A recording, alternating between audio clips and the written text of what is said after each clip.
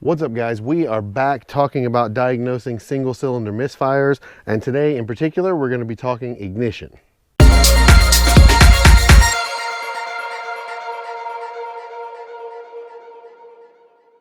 So once you've determined you have a misfire, and we'll go back to like the first video, we'll use cylinder 3 as an example.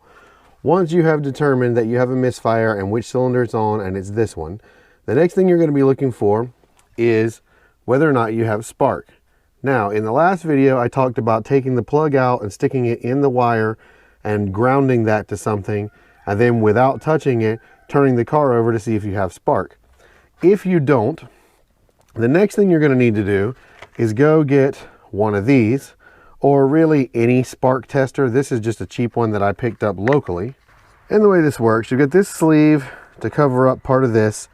What you're going to do is you're going to take the wire off, connect it here, and then connect this to ground, and then but you're going to screw this out first to get just a little bit of a gap, and it'll tell you how much gap you've got inside this gauge. But then what you're going to do is ground it, connect your wire to there, and start it, and if you've got spark from the wire, you'll see it jump right here. If you don't, then you're going to move to the next step, and you're going to come over here to the coils. You're going to disconnect one of the coils, like let's say for example this one, and connect it right here, and then connect yourself right there, and you can start it over again and see if you've got spark there.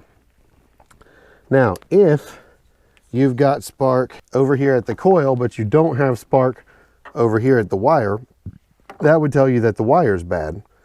If you don't have spark all the way to here, then it's likely that the coil is bad. However, it is possible that the ignition control module is bad as well. So there's a couple different things you can do. You can swap a coil from one place to another and see if the misfire moves. If so, that's pretty much going to tell you the coil is bad. You can also just try a new one or an extra one if you have an extra one laying around. The other thing you can do is take this ignition coil or this ignition module off, and most auto parts stores can actually test ignition modules in-house. So you can take it there and have them test that. Then that's going to pretty much narrow down what you've got, whether you've got an ignition control module, whether you've got a bad coil. Now, the one extra piece of information to this is if you're in a car that's not like this, if you're in a direct ignition car, which is a car that has one coil per cylinder on the cylinder itself, these steps become a lot shorter. You're going to look for spark at the plug. You're going to look at spark at the coil. If you don't have spark at the coil is more than likely bad. The only other thing that can happen with those is if the coil driver in the computer is bad, which I have seen happen before. But if that happens, you will need the PCM replaced. But as far as this setup goes and testing the ignition, this is pretty much it. Test spark at the plug to make sure the plug itself is firing. Use your tester to test spark at the end of the wire.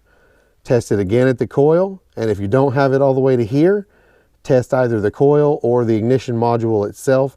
You can actually even test the coil for resistance, but that's different from car to car. You'd have to look up what resistance values you're looking for your particular vehicle. But that is pretty much the rundown as far as ignition goes. So this was a little bit shorter video because ignition is pretty straightforward. You're just basically following it where it's got to go. Now, in the next video, we're going to be looking into compression, which will be a little bit more complicated.